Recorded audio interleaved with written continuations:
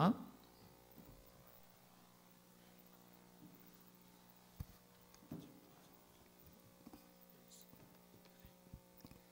주님의 말씀입니다. 경청하십시오. 그러므로 너희는 가서 모든 민족을 제자로 삼아 아버지와 아들과 성령의 이름으로 세례를 베풀고 내가 너희에게 분부한 모든 것을 가르쳐 지키게 하라. 볼지어다 내가 세상 끝까지 너희와 항상 함께 있으리라 하시니라. 아멘.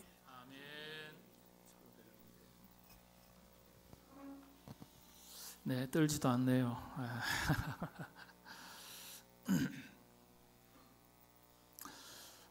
여러분들 좋아하시는 성경 구절 있으실 텐데 어떤 성경 구절 하나님 말씀 좋아하십니까?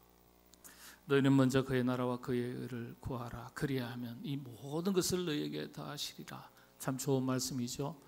하나님의 뜻을 먼저 구하는 것이 아니라 이 모든 것을 더하시리라는 그 말씀에 초점이 맞춰지면 이게 순서가 뒤바뀌는 겁니다. 하나님의 뜻을 먼저 구하라. 여기에 우리의 초점이 맞춰져야 되죠.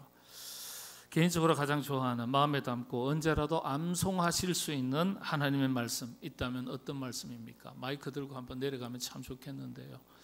앞으로 기회가 되면 내년에 조금 2부 예배는 우리 전통 예배로 가고요, 3부 예배 때는 좀 더 우리 자녀들과 늘 함께 예배 드리는 그런 예배로 점점 확대하려고 합니다. 그러면 좀 더 다양하게 예배를 드리려고 하는데 한번 마이크 들고 내려가면 참 좋을 것 같아요. 그러면 저는 2부 예배 드리겠습니다 하시는 분도 계실지 모르겠어요. 그냥 말이 그렇다는 겁니다. 두려워하지 마시기 바랍니다. 그래도 한번 생각해 보십시오. 나는 어떤 하나님의 말씀을 내 가슴 속에, 머릿속에 담고 있는가? 좋아하는 말씀 있으실 거예요. 그리고 암송하실 수 있는지 한번 생각해 보세요. 우리 자녀들도 있을 거예요. 그죠? 내가 좋아하는 하나님의 말씀. 많은 말씀들이 있지만 가장 분명하게 가슴을 울리는 말씀, 어떤 말씀입니까?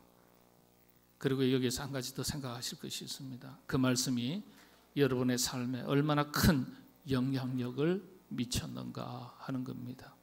한번 생각해 보십시오. 많은 말씀을 가져야 우리의 삶에 큰 변화가 있겠습니까? 그렇지 않습니다. 한 말씀만 가지고서도 평생 그 말씀이 자신의 삶을 뒤바꿔 놓고 그 말씀대로 살아가는 사람들이 있습니다. 그런 사람들이 바로 말씀의 사람이라고 말할 수 있지 않겠습니까? 여러분, 오늘은요, 예수님의 지상 명령을 마음에 새기고 그 명령을 따라서 불꽃처럼 살았던 사람들, 그 이야기를 함께 나누려고 합니다. 앞으로 올해 마지막 주에 자녀들과 함께 예배 드릴 때마다 그렇게 말씀을 들고 불꽃처럼 살았던 사람들의 이야기로 이어가도록 하겠습니다. 오늘은 데이빗 리빙스턴의 이야기입니다. 1813년 스코틀랜드의 가난한 가정에서 태어났습니다. 집도 없었습니다. 면직 공장의 기숙사에서 살았습니다. 그 부모가 그렇게 가난했는데 그런 가정에서 리빙스턴이 태어났습니다. 지금으로부터 200년이 훌쩍 지났습니다. 1813년입니다. 리빙스턴은 이름이 아니죠. 성입니다. 아버지의 이름이 닐 리빙스턴. 자신의 아들이 태어났을 때 데이빗, 다윗이라고 지었습니다. 독실한 크리스찬이었습니다. 아버지가요. 그리고 천을 짜는 노동자였어요. 후에는 차를 판매하는 행상을 했다 그래요. 그렇지만은 지독한 가난 속에서도 언제나 성경 말씀대로 살려고 노력했던, 특별히 카버넌트, 이 청교도 신앙을 그대로 잘 물려받고 실천하며 살았던 아버지라고 평가합니다. 그래서 그런지 아버지는 철저하게 금주주의자였어요. 그리고 주일학교 교사로도 활동을 했습니다. 이 당시만 하더라도 교회 학교의 존재는 없었습니다. 예배는 오늘 저희들처럼 부모님과 자녀가 함께 다 예배드려요. 마치고 나면 세대별로 나이별로 나눠서 아이들은 선생님들이 성경 말씀을 가르쳤습니다. 예배는 언제나 하나였습니다. 여러분, 성경의 역사, 교회의 역사에 수천 년 동안 우리 기독교는 예배는 하나였습니다. 교회 학교 예배가 만들어진 지는 지금 200년도 되지 않습니다. 100수십 년밖에 되지 않습니다. 130년, 40년밖에 되지 않습니다. 예배는 언제나 하나였습니다. 자녀의 예배의 문화와 부모의 예배의 문화가 다르지 않았습니다. 부모님들이 불렀던 찬송가가 자녀들이 부르게 되는 찬송가였고, 자녀들이 부르는 찬송가를 부모님도 함께 불렀습니다. 근데 오늘날 어떻습니까? 자녀들을 하나님 말씀으로 잘 양육해 보겠다고 애썼지만은, 교회 학교 예배를 만들었지만은, 아니요, 신앙의 문화는 이질적으로 변해버렸습니다. 자녀들이 부모의 찬송을 모릅니다. 부모님은 자녀들의 찬송 복음성가를 모릅니다. 그래도 신앙의 믿음의 유산이 잘 전성이 된다면 괜찮아요. 부모님의 신앙이 자녀들에게 물려지는 복음 전성의 비율은 공식적으로는 9%, 실제적으로는 4에서 5%밖에 되지 않습니다. 그래서 기독교 많은 학자들은 지금 이 시점에서 교회 학교 제도는 실패했다, 이렇게 거의 결론을 내렸습니다. 교회 학교가 없었던 시절에 오히려 믿음의 유산을 더 잘 물려주고 물려받았다는 거예요. 그런 시절에 리빙스턴이 태어나고 자랐습니다. 리빙스턴의 일기를 보면요, 아버지는 특별히 아무리 가난한 노동자였어도 철저한 11조를 지켰고 가르쳤고, 특별히 여러분 너무 가난하잖아요. 집도 없어요. 그 기숙사 같은 곳에서, 이따가 나중에 보여드릴 겁니다, 3m, 4m 조그마한 방에서 온 가족이 다 살았어요. 온도가 33도, 35도, 무척 덥고 힘들었다. 제가 제 눈으로 그렇게 설명해 놓은 글을 읽었습니다. 그렇게 가난한 사람이라면 11조에 하나님께서 일러주신 명령이니까 그렇게 지킨다 하더라도 다른 것에 여유를 가질 수 있겠습니까? 집 하나 없는데요. 먹고 사는 것이 당장 급한데요. 그럼에도 불구하고 선교 헌금을 꼬박꼬박 했다는 거예요. 이걸 어린 자녀인 리빙스턴이 다 지켜본 거예요. 자신의 일기에 기록합니다. 그렇게 신앙심을 심어주었다고 기록했습니다. 10살짜리예요. 10살 때의 기록이에요. 아들 리빙스턴이 공부가 무척 하고 싶었던 것 같습니다. 공부가 충분하지 않겠죠. 기회가 충분하지 않죠. 그런 아들을 충분히 교육시키지 못하던 것을 아버지는 늘 안타까워하면서도 아들에게 신앙을 강조했고 성경 말씀을 늘 읽도록 가르쳤습니다. 혹 기회가 되면 종교 서적을 읽도록, 주로 그렇게 종교 서적을 읽도록 권장했습니다.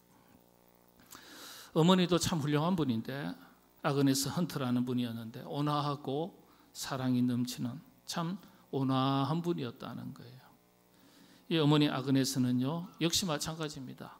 스코틀랜드 로우랜드라는 곳이 있는데 이곳의 출신인데, 카버넌트 청교도 신앙을 잘 물려받은 집안에서 그렇게 자랐습니다.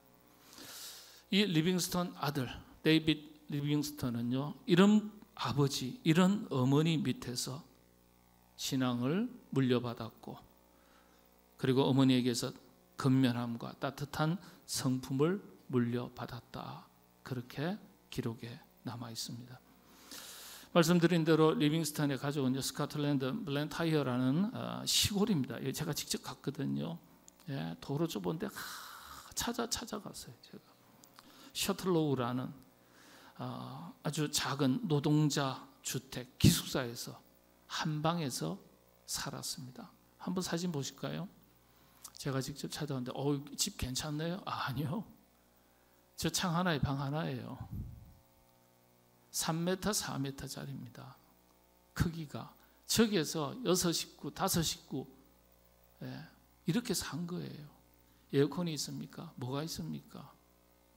지금은 옛날 모습 그대로 그 건물이지만은 그래도 도색도 하고요. 좀 기념관이니까 좀 이렇게 조금 손을 본 것이죠.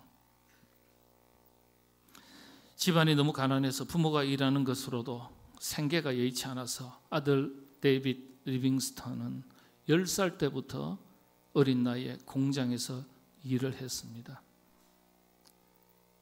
하루에 몇 시간일까요? 14시간을 꼬박 일을 했습니다. 어림잡아서가 아니에요. 거기에 정확하게 기록이 되어 있습니다. 14시간을 일을 했습니다. 공부를 이어갈 수가 없어요. 그럼에도 불구하고 학업을 포기하지 않고 꾸준히 이어갔습니다. 하루 14시간씩 일하면서도 저녁에는 아버지가 교육을 하는 거예요. 학업을 한 거예요. 리빙스턴의 일기에 따르면요, 월급이 아니고 주급이었습니다. 일주일 일하고 일주일치 급여를 받는 거예요. 첫 급여를 받아가지고요, 뭘 했을까요? 옛날 우리 부모님 세대들은 자녀가 장성해서 첫 직장 구해서 월급 받으면 이 월급을 어떻게 했어요? 부모님 키워주신 것을 감사하다고 해서 빨간 내복 사가지고 갖다 드리고, 요즘 아이들은 빨간 내복 뭔지 모를 거예요. 그죠?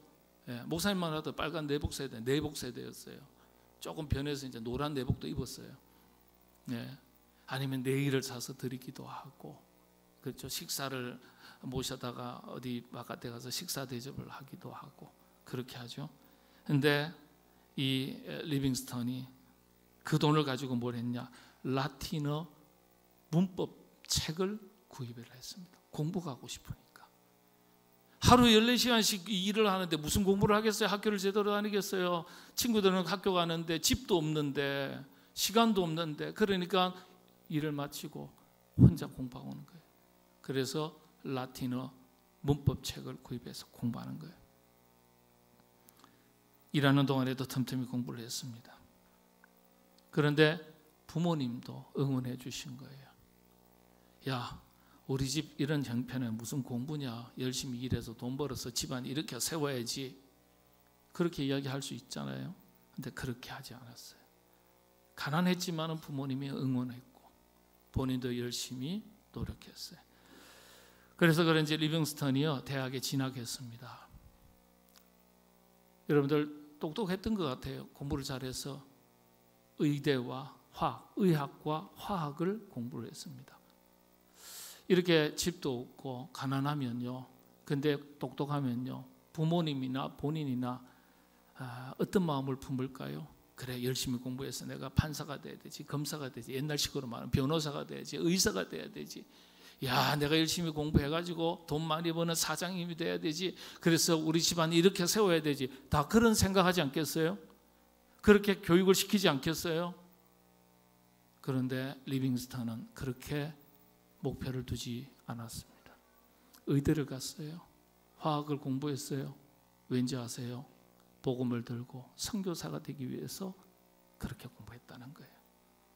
예. 가난을 벗어나기 위해서 공부한 게 아니라 선교사로 복음을 전하기 위해서 공부한 거예요. 마침내 1841년 28, 참 아직도 청년의 나이죠. 그런 나이에 런던 선교회에 파송을 받아 아프리카로 선교사로 떠나게 됩니다. 원래 25살 때쯤에 중국 선교사로 좀 갈까 생각을 했는데, 아편 전쟁으로 영국과 뭐 이렇게 중국이 아편 전쟁으로 인해서 중국 선교는 어렵기 때문에 그래서 아프리카를 꿈꾸게 되었습니다. 1841년 말씀드린 대로 27살의 청년의 나이에, 여러분들 언더우드, 그 다음에 아펜젤러, 그 다음에 우리 한국에 복음 들고 왔다가 대동강에서 첫 번째 순교자가 된 토마스 선교사, 전부 다 27살, 8살, 9살입니다. 전부 다. 예. 가봤더니요, 여러분들 존 웨슬레, 존 낙스, 존 버년 전부 다 20대, 10대 때 결심하고 20대 때 선교사가 되고요, 목회자가 다 됩니다. 정말 놀라워요. 놀라워. 어떻게 그렇게 10대 때 부모가 그걸 응원합니다. 2부 때는 말씀 안 드렸는데 3부 때니까 우리 자녀들이 있으니까 말씀드릴게요. 우리나라의 첫 번째 순교했던 선교사가 토마스 선교사인데 대동강에서 배에서 내리자마자 잠수를 당합니다. 그때 나이가 27살인가 9살이에요. 그가 자랐던 집과 교회를 갔어요. 제가 갔더니 아버지가 목사님이에요. 그 시골 교회. 아버지는 그 교회 앞마당에 묻혀 있습니다. 그런데 아들이 중국을 거쳐서 조선이라는 땅에 찾아갔는데 순교를 당했다는 소식만 들어요. 얼굴도 못 보고요. 네. 그런데 그 교회에서 이 토마스 아들을 선교사로 파송을 합니다. 시골 교회, 조그마한 교회예요. 나중에 한번 또 설명을 드릴 겁니다. 자, 이렇게 아프리카로 떠났는데 떠나서 한 4년 만에 한 자매를 만납니다. 역시 남아프리카 선교사 로버트 모펫이라는 분이 계신데 이분의 딸 메리 모펫과 결혼을 하게 되었습니다. 영국 사람이지만은 아프리카 선교사의 아버지 때문에 거기서 나고 자라서요, 아프리카 언어에도 능통하고 그래서 문화도 잘 아니까 결혼했을 때 리빙스턴이 아내의 큰 도움을 받았습니다. 예, 부부가 함께 선교의 사명을 감당했죠. 설아의 자녀가 6명이었는데요. 이 선교사의 비극이 그런 거예요. 선교하다 보면 다 가족이 흩어집니다. 평생을 만나지 못하고 그렇게 생을 마치는 자녀들이 있어요. 아들 로버트가요, 이 리빙스턴은 노예 제도를 반대했던 사람이거든요. 1800년대에 여러분들 아프리카 사람들을, 흑인들을 잡아다가 영국으로 내다 팔고 그런 노예 무역이 번성을 했던 때입니다. 그럴 때에 신앙의 관점에서 볼 때는 이건 용납할 수가 없는 거거든요. 그러니까 리빙스턴은 노예 무역을 반대하고 노예 해방을 주장하고 노예 인권을 위해서 노력했던 그런 사람이었습니다. 선교사였어요. 그 아들도 마찬가지 아니겠습니까? 그 아버지 그 아들이니까. 그 아들이요, 미국의 남북전쟁이 일어났는데 북군이, 링컨 대통령이죠, 지도자가 북군의 대통령인데 노예 제도를 반대하고 노예 독립을 주장하니까 그곳에 가서 전쟁을 하다가 그만 전사를 합니다. 그러니까 사랑하는 아들을 긴 세월 동안 얼굴도 만나지도 못하고 그렇게 이별을 하게 되는 겁니다. 뭐 딸도 마찬가지고요. 사랑하는 아내 메리 모펫이 1862년 4월 27일 날 아프리카 모잠비크 추방카라는 곳에서 말라리아로, 아내입니다. 메리, 남성 같기도 하고 여성 같기도 하고, 아이고, 참 벌써 주눅 드는데요. 그런데 말라리아로 고생합니다. 풍토병이에요.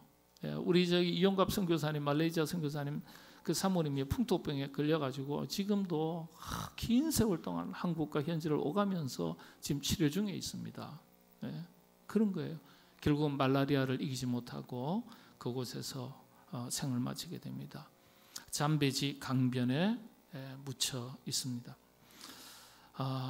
그래서 리빙스턴은요, 자녀들과 함께하지 못한 것을 생애의 큰 참 슬픔과 고통, 안타까움으로 후회하는 후회로 여겼습니다. 자녀들을 좀 잘 가까이 함께했으면 좋겠는데, 그런 안타까움이 있었지만은 그럼에도 불구하고 리빙스턴은 자신의 복음의 사명을 끝까지 지켜 나갔습니다. 그래서 여러분, 선교는요, 선교사님은요, 가족들의 희생도 함께 포함되어 있습니다. 한 사람만의 희생이 아니에요. 리빙스턴이 아프리카에서 선교하는 동안에 수많은 어려움을 겪었지만은 정말 원주민들에게 진심 어린 복음을 전하고 사랑을 전했어요. 원주민들은 그걸 느낀 거예요. 깨달은 거예요. 그래서 리빙스턴 선교사님을 아주 사랑하고 신뢰하고 존경했습니다. 아프리카 원주민들이 리빙스턴 사후에 그에 대한 평가를 이렇게 남겼습니다. 그가 우리에게 무엇을 했는지 우리는 다 알지 못하지만 한 가지 분명한 것은 그는 우리를 진정으로 사랑했다. 그가 무엇을 했는지 우리는 다 알지 못하지만은 한 가지 분명한 것은 그는 우리를 진정으로 사랑했다. 원주민들의 평가입니다. 아프리카의 사랑과 헌신 그리고 희생은 아프리카 원주민들에게 큰 감동을 남겼고 복음의 씨앗이 되었고 복음의 물꼬를 트는 기초를 쌓는데 가장 큰 공헌을 한 사람이 바로 리빙스턴 선교사님이었고 그런 선교사님이 되었습니다. 리빙스턴의 일기 속에 남아있는 몇 가지 신앙의 고백 기도 제목을 제가 읽어드리겠습니다. 하나님, 어디든지 저를 보내주소서. 다만 주께서 함께하소서. 어떤 짐이든 제게 지우소서. 다만 주께서 저를 붙들어 주소서. 우린 그렇게 기도하잖아요. 이 짐을 가볍게 해주십시오. 이 짐을 피하게 해주십시오. 지나가게 해주십시오. 이렇게 기도할 때가 많잖아요. 그런데 리빙스턴은 그렇게 기도하지 않았어요. 어떤 짐이든지 제게 지우소서. 다만 주께서 저를 붙들어 주옵소서. 또 일기에 이런 한 대목이 있습니다. 나는 어디든지 갈 준비가 되어 있습니다. 단 그것이 전진하는 길이라면, 복음을 뚫고 계속 앞으로 나아가는 길이라면 언제든지 떠날 준비가 되어 있다는 거예요. 참 대단한 사람이죠. 지독하게 가난했던 사람인데, 그런 집안이었는데, 그런 가운데 의사가 되었다면 그 부모가 선교사로 가라고 권하겠습니까? 여러분들이라면 권하겠습니까?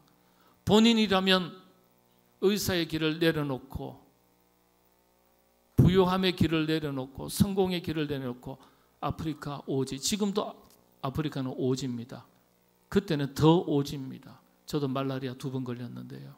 힘들었어요. 오제 가면은 정말 오지입니다. 마사이 부족을 지금도 만났고요. 원시 부족처럼 삽니다. 그러나 어디든지 갈 준비가 되어 있습니다. 또 이렇게 기록이 되어 있습니다. 사람들은 내가 아프리카에서 보낸 삶을 희생이라 말하지만 그것은 결코 희생이 아닙니다. 오히려 특권입니다. 기가 막힌 거죠. 특권이래요.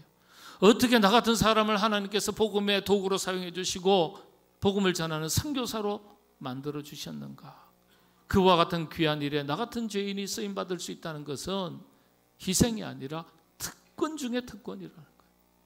벌써 신앙의 자세와 여러분 철학이 달라요.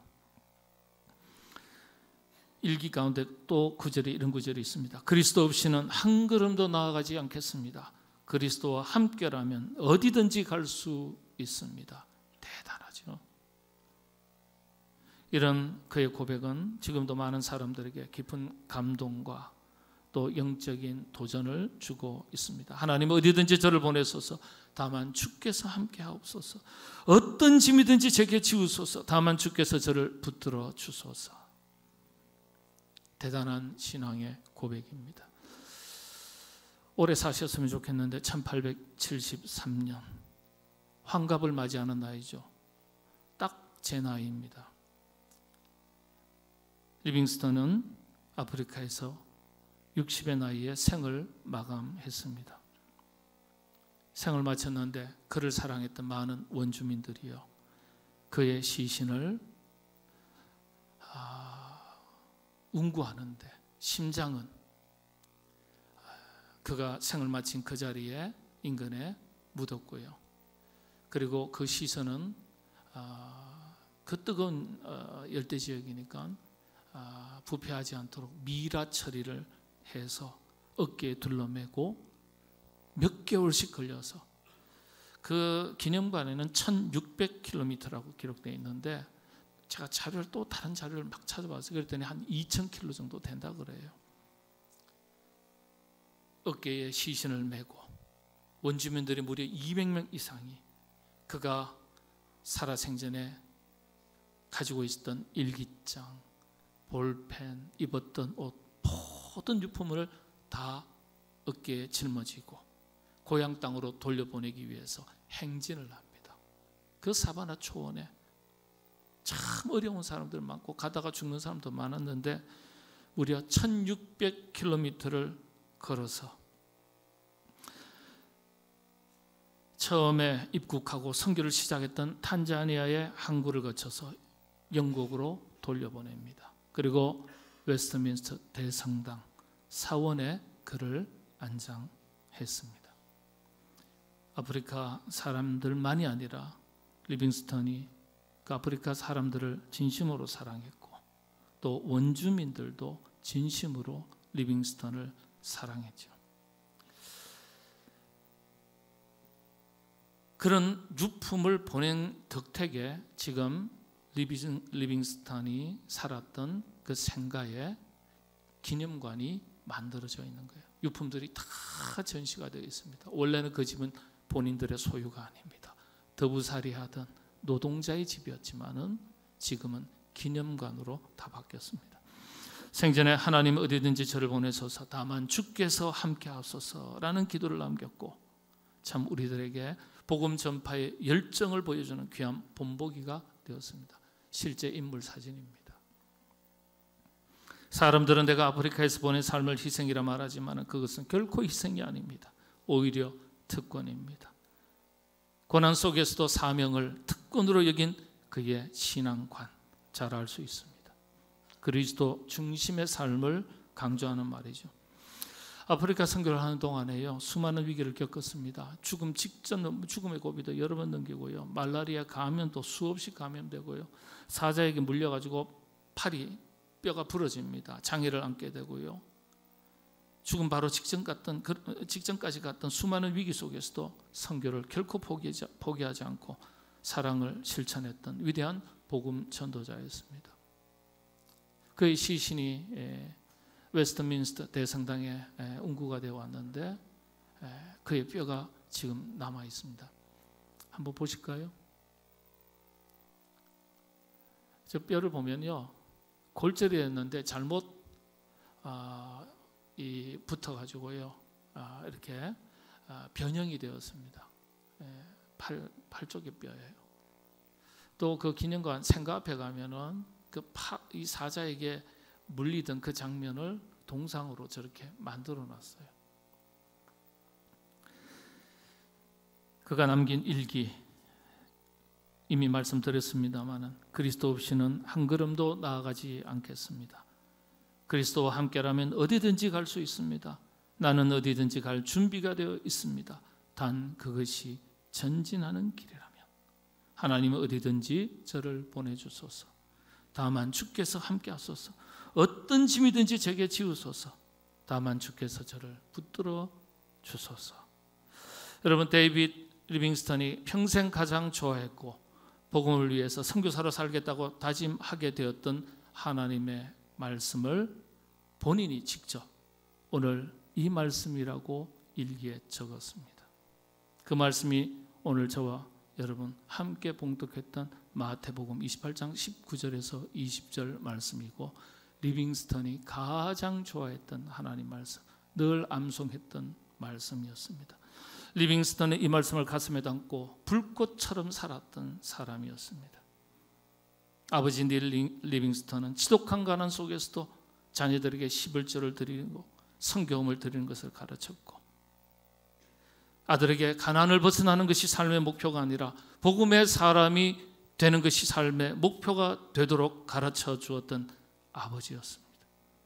지독한 가난 속에서도 자녀를 말씀과 기도로 온화하게 양육했던 어머니였습니다. 바라기는 저와 여러분 우리 모두 이와 같은 영적인 부모님들이 다 될 수 있기를 바랍니다. 또 이 자리에 함께한 우리의 자녀들 그 10년 가운데 하나님의 말씀이 깊이 새겨져서 그 말씀 속에서 꿈을 키우고 거룩한 비전을 이루어가는 하나님의 자녀들로 자라고 자신의 인생을 살아낼 수 있도록 하나님께서 큰 은혜 더해 주시기를 바랍니다. 자신의 생이 얼마 남지 않은 것을 알았던 리빙스턴 생을 마칠 때 그 순간에 침대에서 기도하면서 엎드려져서 생을 마쳤던 것을 친구가 들어와서 발견하게 되었고 그 기록을 남겼습니다. 기도하는 중에 생을 마쳤습니다. 리빙스턴은 자신의 생이 얼마 남지 않았던 것을 알았을 때 일기에 가장 좋아하던 성경 구절이 마태복음 28장 19절 20절 말씀을 적고서는 그 아래 이렇게 덧붙였습니다. 같이 한번 봉독하고 마치겠습니다. 진정한 그리스도인들은 말씀을 가진 사람이 아니라 말씀을 따라 사는 사람들이다. 나는 이 말씀을 지켰고 이 말씀을 따라 살려고 했을 뿐이다. 아멘. 기도하겠습니다. 하나님, 말씀의 사람, 말씀을 머릿속에 담고 지식으로만 가졌던 사람이 아니라 말씀을 온몸으로 실천하고 지키고 살았던 리빙스턴의 이야기가 부모된 우리의 이야기가 되게 하시고 우리의 자녀들의 이야기가 되게 하여 주시옵소서. 예수님의 이름으로 기도하옵나이다. 아멘.